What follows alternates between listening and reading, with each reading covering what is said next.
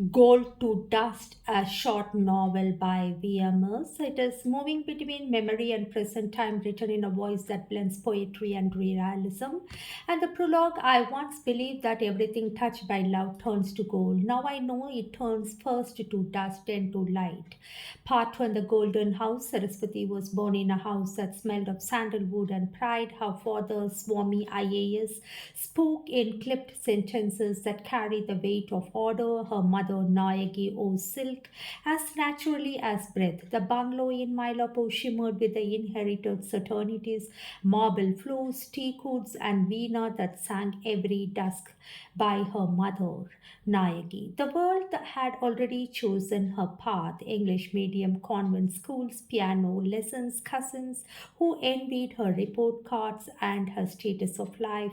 In the evening, she watched her father return from the secretariat, a file in one hand, other wiping the dust of the city from his shoes. And remember, child, he said once, gold stays gold only when kept clean.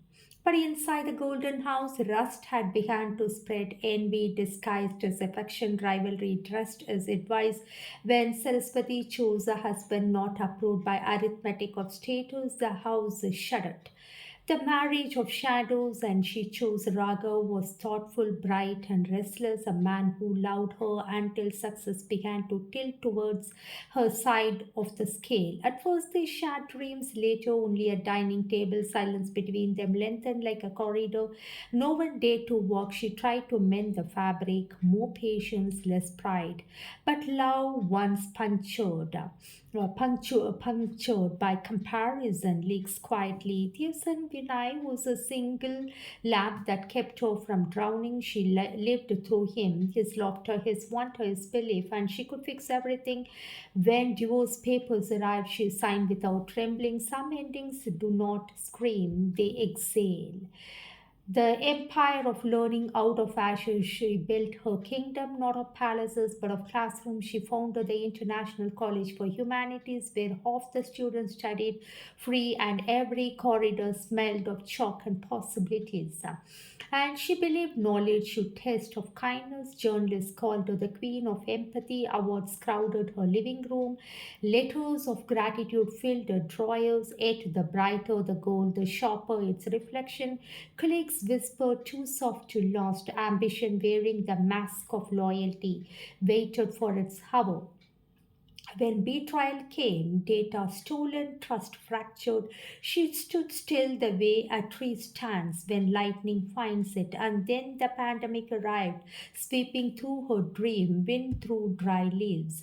Fees vanished, debts grew, institution that once bore a name closed its gates in silence, and the dust years. Saraswati sold the house, the jewels, the symbols, and the valuable things, antique pieces, everything in order to pay the debt and loan, and moved near the sea where evening smelled of salt and forgiveness.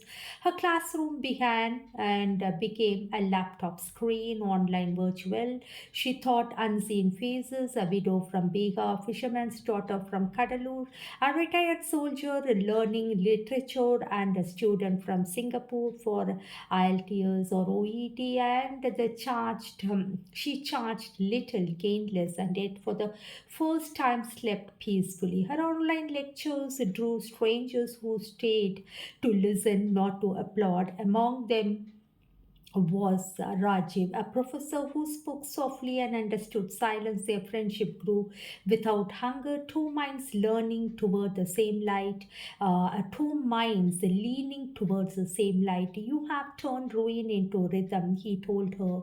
No, she smiled, I have simply learned the tune of dust, written of light years folded into calm. Her son, now an educationist, an entrepreneur himself, teased her about fame, returning quietly. Conference invitations, interviews, articles titled The Woman Who Reinvented Education. She no longer saw the stage when she asked to speak. She went dressed simply, eyes clear, bold, and confident, elegant and graceful by her intellectuality and inner values. Gold blinds, she told the audience, dust teaches you to see. In losing everything, I did not fall. I finally landed. Applause rose like tide. She bowed once gently. The epilogue, her last journal after her passing, her son Vinay found a notebook on her desk. Its final page read, when I'm gone, do not polish my trophies, water a plant instead. Let my story remind you that wealth is not inheritance but inner weather. Everything returns to dust, even pride, pain, but light finds its way through the smallest cracks. I was gold, I became dust, and dust is the color of dawn.